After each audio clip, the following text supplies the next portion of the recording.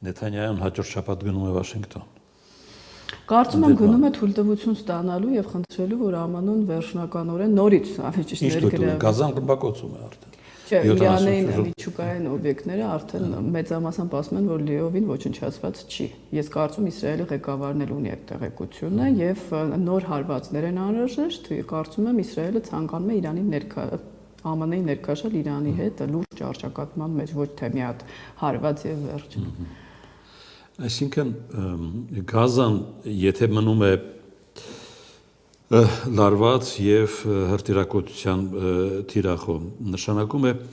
Իրանի հետ կարգավորումից դուրս է բերվել այդ խնդիրը։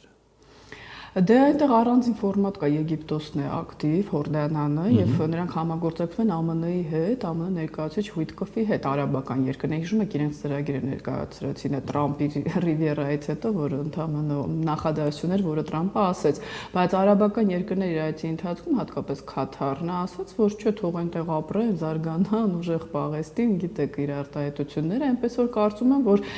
Իսրայել-ԱՄՆ հարաբերությունները լարվեցին մի պահ, հիշում եք, երբ որ Նետանյահուին նա ասաց բարկացած մարդ է եւ չայցելեց Իսրայել Տրամպը։ Այսինքն արաբական երկրներն էլ իրենց ազդեցությունն ունեն Դոնալդ Տրամպի վրա, իսկ նրանք իհարկե չեն ուզում, որ Պաղեստինը մաքրվի, շատ ներողություն, Գազան պաղեստինցիներից։ Ինչը ուզում է Իսրայելը, այստեղ էլի ԱՄՆ եւ Իսրայելի շահերը ոչ լիովին են համընկնում, ինչպես Իրանի վերջնական թուլացման հարցում։ Մանավանդ Նեթանյահուին պահել չպահելու հարցը։ Նետանյահուն լուրջ խնդիրներ ունի իր երկրի ներսում եւ այս ախր հասկանում եք նրա այդ տեսակետը շատ նացիոնալիստական է, որ չպիտի լինի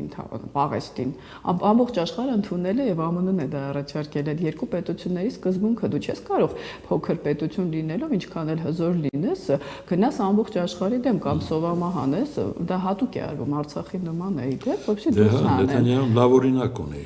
Ինքը օգնել այն երկրին, որը հիմա հասել է դրան, Արցախը չկա։ Այո, Արցախը չկա, այդտեղ Ռուսաստանն էլ իր ազդեցությունն ուներ եւ Ռուսաստանը հիմա էլ ձայն չի հանում, նկատել եք այն ժամանակ շատ էր խոսում Պաղեստինի ժողովրդի իրավունքների մասին,